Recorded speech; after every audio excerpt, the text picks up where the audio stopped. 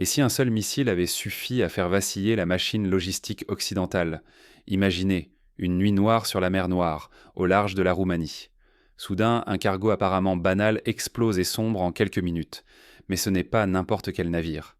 Il transportait, cachés sous un faux prétexte humanitaire, 70 chars Léopard 2, flambant neufs, des dizaines de systèmes d'armement avancés et des milliers de munitions, tous destinés à renforcer l'armée ukrainienne sur le front sud.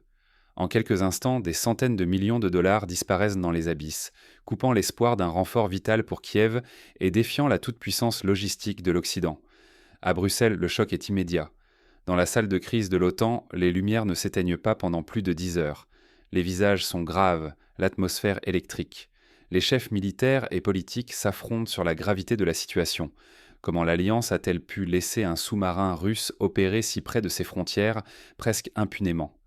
Les systèmes de surveillance, censés protéger la route maritime la plus sûre d'Europe de l'Est, ont tout simplement failli.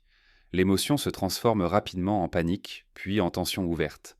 À l'Est, la Pologne et les pays baltes exigent une riposte immédiate, voire l'escorte militaire de chaque convoi. À l'Ouest, l'Allemagne et la France hésitent, effrayées à l'idée d'entrer dans une confrontation directe avec la Russie. Les États-Unis, eux, peinent à rassurer des alliés plus divisés que jamais. Voilà la crise. Si l'OTAN ne trouve pas une solution, ce n'est pas seulement une cargaison qui est perdue. C'est la crédibilité de l'Alliance qui vacille, des milliards engloutis et, surtout, l'Ukraine qui risque de se retrouver sans le soutien dont elle a cruellement besoin. Les routes maritimes européennes sont-elles encore sûres? La logistique occidentale est-elle désormais un maillon faible, exposé à tous les coups? Mais que s'est-il vraiment passé dans les coulisses de Bruxelles et sur les eaux noires de la mer Noire? Plongeons dans les faits. Pour comprendre l'ampleur du choc, revenons d'abord sur la nuit du drame et sur le déroulement précis de l'attaque, tel que les stratèges de Bruxelles l'ont découvert minute par minute. Lorsque le signal de détresse retentit au large de la Roumanie, personne n'était prêt à affronter cette réalité. En quelques secondes, la panique s'est emparée des postes de commandement de l'OTAN. Ce n'était pas un exercice. Un cargo déguisé en navire humanitaire venait d'être attaqué en pleine mer Noire, sur une route maritime toute nouvelle, considérée jusqu'alors comme l'option la plus sûre par les stratèges occidentaux. Depuis des semaines, cette voie à travers la côte roumaine et la bouche du Danube avait été conçue pour contourner les menaces terrestres et aériennes. L'idée était simple: masquer le transport d'armes, se fondre dans le trafic civil et garantir l'arrivée à bon port de centaines de millions de dollars d'aide militaire destinée à l'Ukraine. Mais cette nuit-là, le scénario s'est effondré en un instant. Un sous-marin russe, invisible, a profité d'une faille dans les dispositifs de détection. Il s'est approché sans éveiller la moindre alerte, glissant sous les radars des marines alliées. En moins de 12 minutes, l'intégralité de la cargaison, estimée à 200 millions de dollars, chars, missiles, munitions de l'OTAN, a sombré sans laisser de traces, engloutie par les eaux sombres du large roumain. Les systèmes de surveillance et d'alerte de l'Alliance n'ont rien vu venir. Aucun signal précurseur, aucune interception. Une attaque chirurgicale, implacable, qui a laissé les états-majors occidentaux sans voix. Au siège de l'OTAN à Bruxelles, la stupéfaction domine.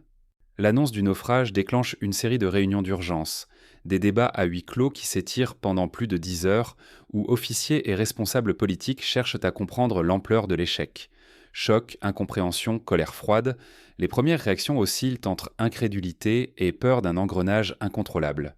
Jamais encore l'Alliance atlantique n'avait constaté, de façon si brutale, l'aveuglement total de ses propres dispositifs face à la guerre sous-marine russe. Chacun prend la mesure d'un risque immense. Si un convoi aussi important a pu être détruit sans avertissement, c'est l'ensemble du dispositif logistique occidental qui se retrouve menacé. Désormais, chaque futur transport, chaque navire civil ou militaire risque de devenir une cible. La confiance dans la sécurité des routes maritimes européennes vacille, et l'idée même de poursuivre l'aide militaire à l'Ukraine paraît soudain incertaine. L'impact ne se limite pas à une perte matérielle, c'est aussi la crédibilité des gouvernements et l'équilibre stratégique en Europe qui vacille. Mais au-delà de cet échec technologique, une autre crise couve. L'unité de l'OTAN elle-même vacille, alors que les divisions internes menacent d'exploser au grand jour. Les débats secrets qui ont suivi ce désastre ont révélé des fractures inattendues au sein de l'Alliance, opposant stratégie, intérêts nationaux et vision du conflit. Que s'est-il réellement dit derrière les portes closes de Bruxelles? Le consensus fragile de l'OTAN s'effondre, l'escalade ou la prudence? Derrière les portes fermées, la panique cède la place à la discorde. Les capitales européennes sont traversées par deux courants irréconciliables. D'un côté, les pays d'Europe de l'Est, menés par la Pologne, exigent une riposte ferme. Ils réclament la mise en place d'escortes militaires pour chaque convoi à destination de l'Ukraine, estimant qu'il n'y a plus le choix, que l'inaction vaudrait reddition. En face, l'Allemagne, la France et l'Italie s'opposent frontalement à cette logique de l'escalade. Les dirigeants de Berlin, Paris et Rome accusent de Washington de précipiter l'Europe vers une guerre ouverte, sans disposer de réelles garanties de protection en cas de riposte massive de Moscou. Au sein du Conseil de l'Atlantique Nord, le débat tourne vite à l'empoignade, révélant les fractures profondes et la défiance croissante entre alliés. Ce qui inquiétait hier à voix basse s'exprime désormais ouvertement. Le doute sur l'efficacité réelle des routes maritimes et sur la capacité du renseignement allié à prévenir de nouvelles attaques. Comment une puissance militaire majeure comme l'OTAN a-t-elle pu laisser un sous-marin russe frapper impunément à quelques kilomètres des côtes roumaines ?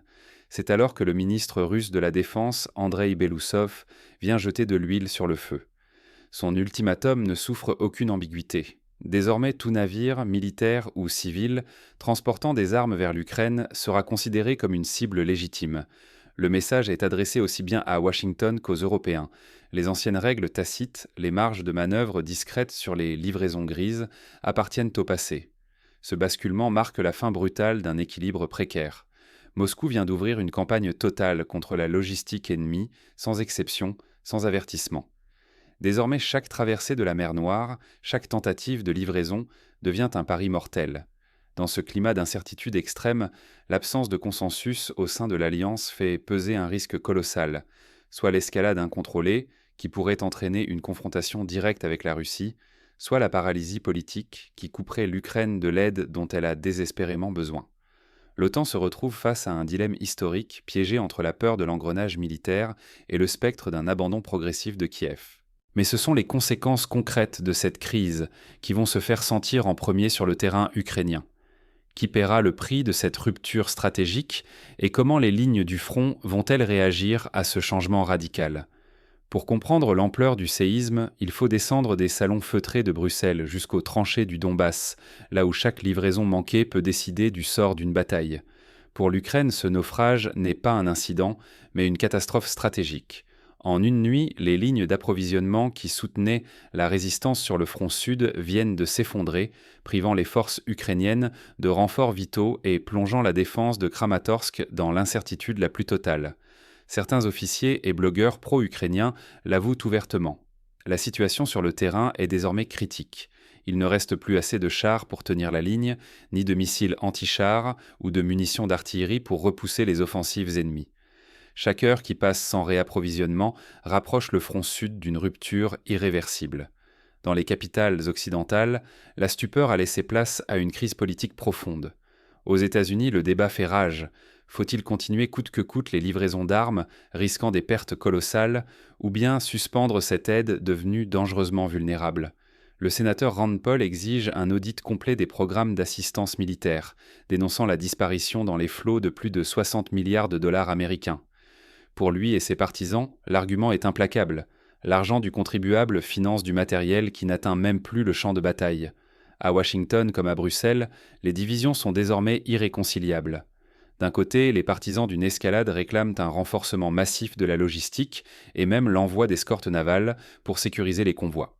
De l'autre, les tenants de la prudence refusent donc de plonger l'Alliance dans une confrontation ouverte avec la Russie, jugeant les risques trop élevés et les garanties trop faibles.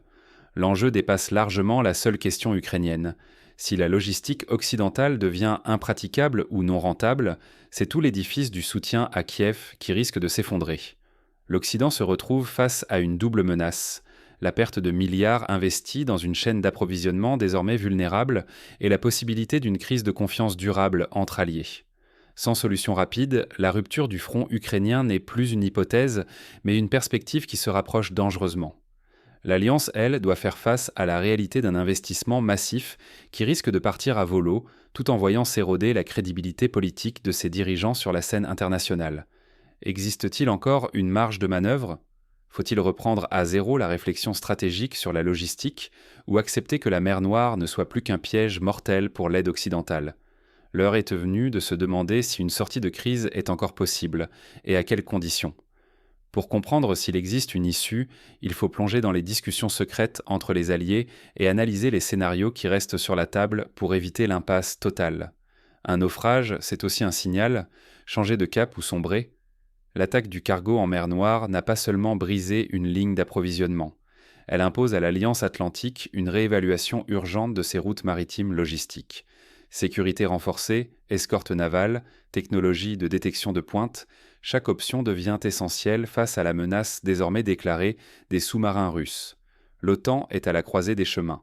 Pour éviter une escalade incontrôlable, il lui faut maintenant bâtir une doctrine commune.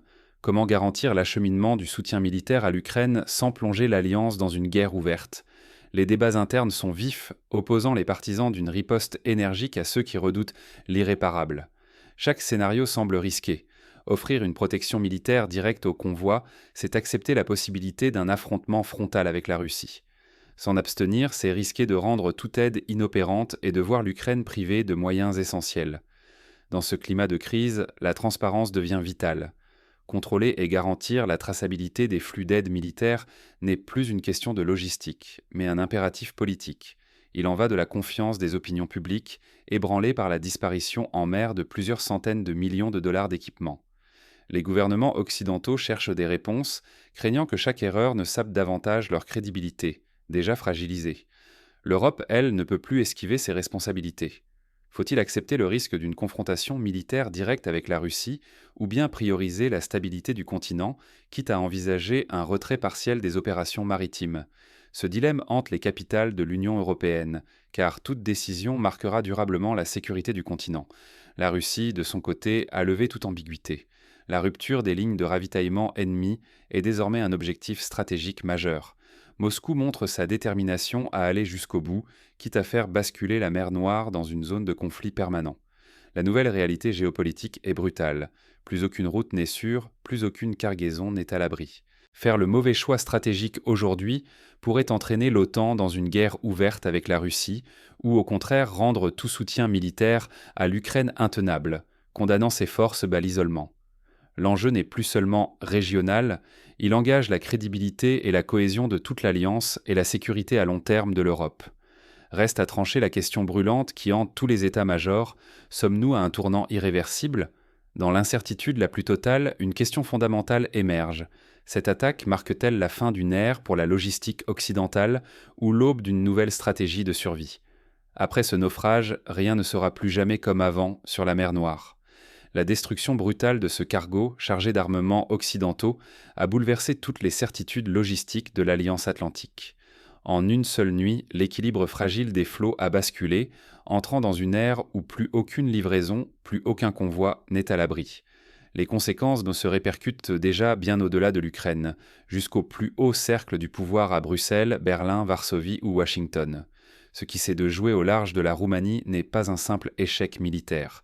C'est un tournant historique, la fin des compromis tacites, l'émergence d'une guerre logistique totale où chaque navire devient une cible potentielle. Le prix à payer pour le soutien à l'Ukraine vient de changer de nature et d'échelle.